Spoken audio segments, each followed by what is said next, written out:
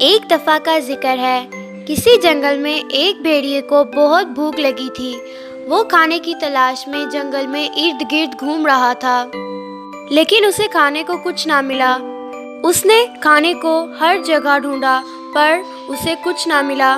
پھر وہ مایوس ہو کر ایک درخت کے پاس بیٹھا کہ اس کو کچھ آواز آئی۔ دراصل وہ آواز کچھ بھیڑوں کی تھی جو اس نے سنی تھی، اور اس کے ارد گرد شکاری کتے بھی ان کا پہرا دے رہے تھے۔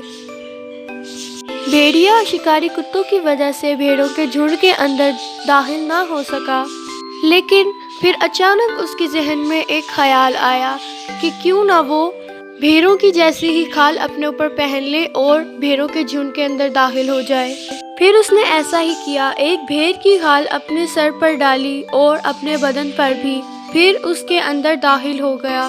شکاری کتوں کو پتہ بھی نہ چلا اور وہ اندر چلا گیا۔ بھیڑیا اب بہت خوش تھا کیونکہ وہ جھنڈ کے اندر آ چکا تھا۔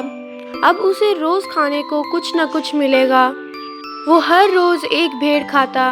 یہ دیکھ کر چرواہے کے بیٹے کو پریشانی ہونے لگی کہ روز اس کی بھیڑیں کم کیوں ہو جاتی ہیں۔ جب وہ ان کو گنتا تو ہر روز 2 یا 3 یا 1 بھیڑ کم ہوتی تھی۔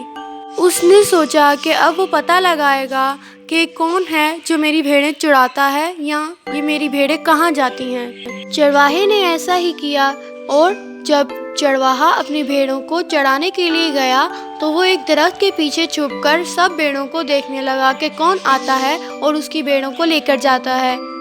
بھیڑیے کے نہ سمجھ پن کی وجہ سے اس نے اپنے آپ کو خطرے میں ڈال لیا۔ جب بھیڑیا بھیڑ کو کھانے لگا تو چرواہے کے بیٹے نے اس کو چھپ کر دیکھ لیا اور اپنا چاقو نکالا اور بھیڑی کو مار دیا۔ اس کہانی کا یہ نتیجہ نکلا کہ ہمیں لالچ نہیں کرنی چاہیے۔